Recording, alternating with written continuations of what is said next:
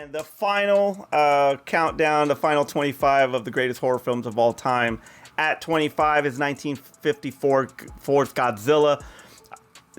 The character of Godzilla has been around for 75 freaking years, and it is not stopping. The new Godzilla movie actually comes out next year, and it all started with this movie right here. For its time in 1954, to have a creature featured just like that just does not happen, especially of its size, of the destruction, of its symbolism as far as the atomic bomb for that time and what the Japanese went through. Godzilla Minus One is the greatest freaking Godzilla film of all time, but it all started with 1954 at number 25. At number 24 is The Bride of Frankenstein. Again, we're talking about these universal monsters that started it all. Gotta give props to The Bride. At 23, let's stick with it. Dracula, Bela Lugosi, 1931. At 22, Frankenstein, Boris Karloff, 1931. Just those are the pillars of horror. They're the ones that led to the Vincent Price and to Peter Cushing and Christopher Lee, which led to Robert Englund and so forth. But those are the pillars, man. You got to give love. At 21 is Dawn of the Dead. This Dawn of the Dead is actually the real sequel to Night of the Living Dead, but this one was it was interesting because it took place in the mall too. But the makeup effects on this are absolutely freaking fantastic. I think I personally like Eli Roth's version in 2004. I thought that was much better, but this was, for its day, was really good. At 20, you got Carrie. I mean, this is also based off Stephen King. 1976, Sissy Spacek was phenomenal. And you get some early Travolta in there. For its day, it was really, really good. Still stands to this day. Sticking to the, it's not telekinesis, but when we were talking about religious horror earlier, we got to stay with that too. Rosemary's Baby at number 19, 1968. Mia Farrow in this movie, you can just see all of the torment, similar to how you see what Barbara Hershey goes through with the Entity.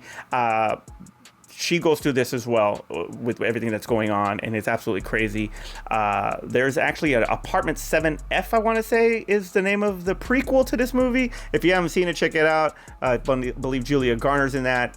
Pretty good movie, prequel to this one. But Rosemary Baby at number 19. At 18 is Alfred Hitchcock's The Birds. I mean, Hitchcock and how he delivered that movie. Obviously, you're not going to have real birds, but still, I would think that some were used, but still a pretty out there movie, especially the ending. The ending is kind of creepy.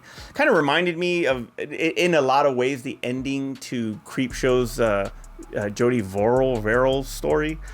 Forget it. Anyway, at number 18 is The Birds. At number 17 is Paranormal Activity.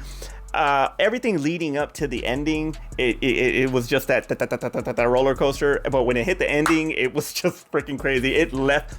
That's why everybody was scared of this movie, is because of that ending. When that was the last image they saw, and they had to walk out. Yeah, that's what scared the crap out of everybody. Honestly, is that ending. Similar to the Blair Witch Project, and similar to The Hangover.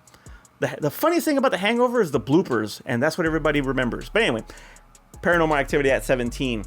The one that started it all when it comes to found footage is the Blair Witch Project. The marketing behind that movie was absolutely genius, and they did such a damn good job that they made this movie for freaking two pennies, and they made millions and hundreds of millions of dollars on it.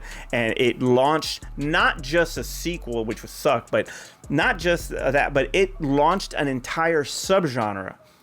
And found footage just took off after the Blair Witch Project, so you can't deny it. 1999, the Blair Witch Project. At 16, at 15 is It Chapter 1. I thought this is probably one of the best remakes also of all time. There were certain scenes of the 1990 version, because it was made for TV, that were kind of corny, kind of eh. This movie does not play that. Bill Skarsgård, because you want to say that nobody can ever take the place of Tim Curry and his performance as Pennywise, which is true, but that's like Jack Nicholson's Joker versus Heath Ledger's Joker. And I would say that what Bill Skarsgård did was very similar to Heath Ledger and what he did. Like, he just went out there, and because he was because he has the ability to be a contortionist, especially with his eyes, it just makes it that much more creepy. So, and then you mix in the 80s vibe. All of us Gen Xers really got, we drew to that movie because of that. It Chapter 1, phenomenal movie at 15. At 14 is Get Out. Really, really good movie with a lot of substance and the messaging behind that movie. I think that's what made it stand out so much. And Jordan Peele's approach to horror, because you look at Jordan Peele and his work with Key and Peele, that comedy series. You never thought for 1 minute that this guy was going to be, such an icon in horror. But he did it. Hey, Leslie Nielsen was a dramatic actor and then went on to be one of the comedy freaking icons. So it's happened before. But his directorial debut with Get Out was absolutely phenomenal, with fantastic freaking performances in that movie. If you haven't seen The Skeleton Key, that's Get In. Just watch The Skeleton Key. You'll see what I'm talking about. At number 13 is Friday the 13th, 1980. Now, this movie launched this whole freaking phenomenon of Friday the 13th, right? But it was actually just a ripoff at first, and then it turned into its own thing.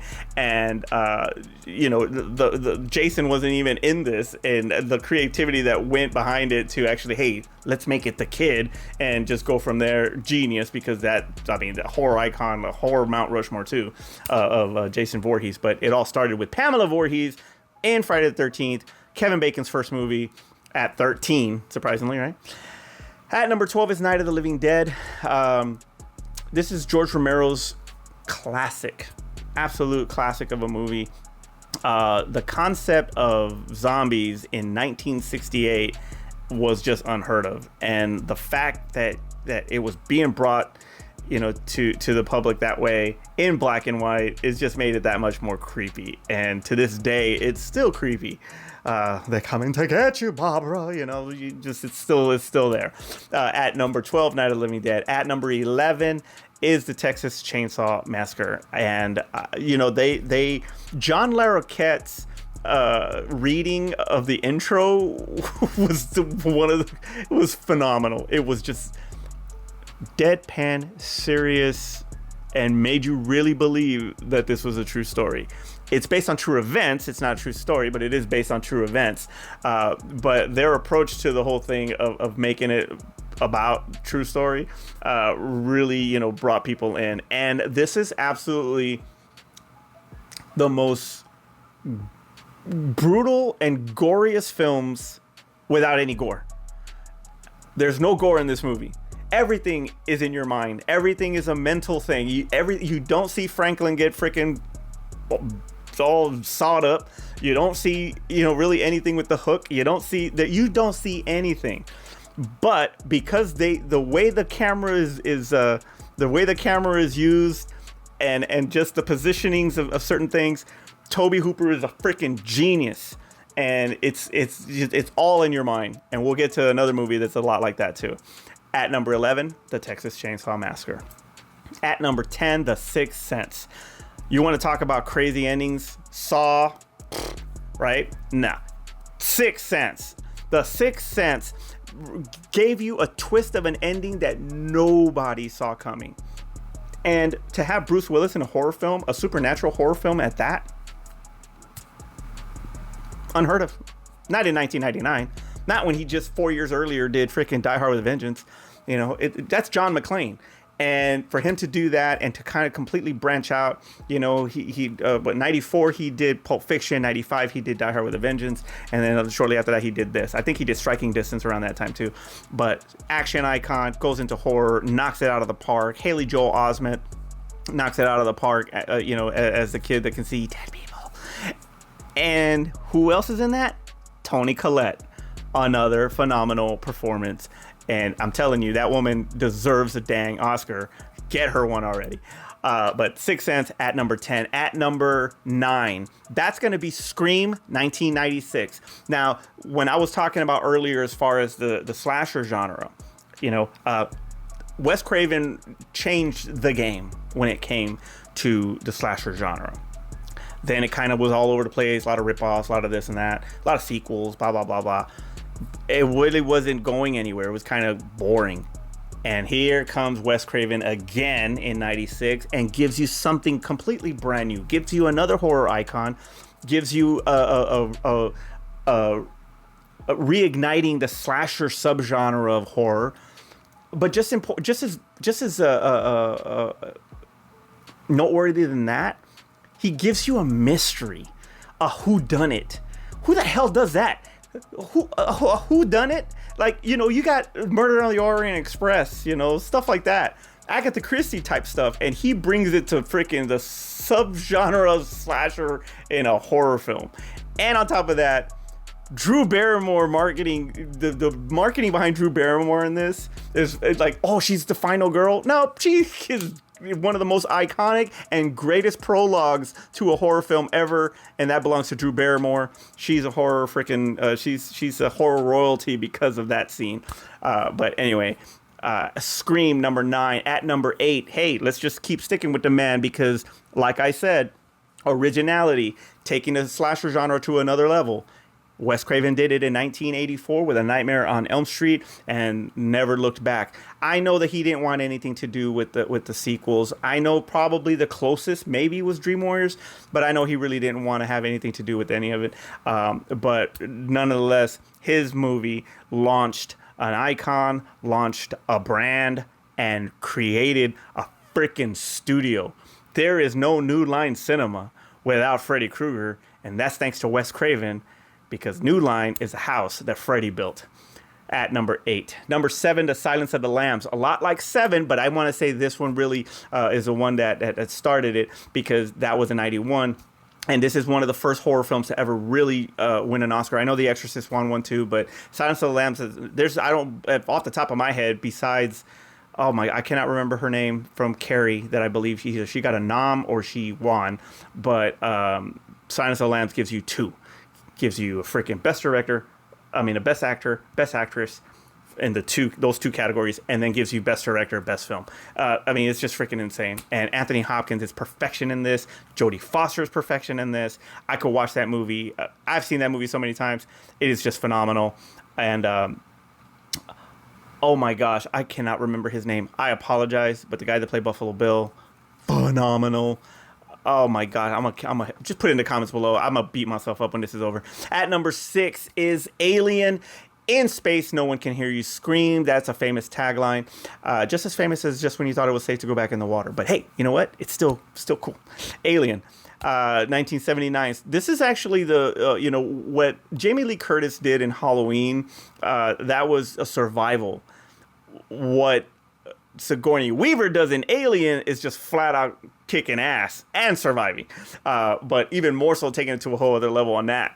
She's just phenomenal. Like Sigourney Weaver in Alien, obviously I think she's better in Aliens, but Alien, she's the one, man. She's one of the originals, man. I gotta give her love when it comes to the heroine, not the final girl, the heroine. She was just amazing.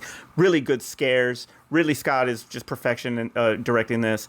But number 6, Alien. Number 5 is The Shining.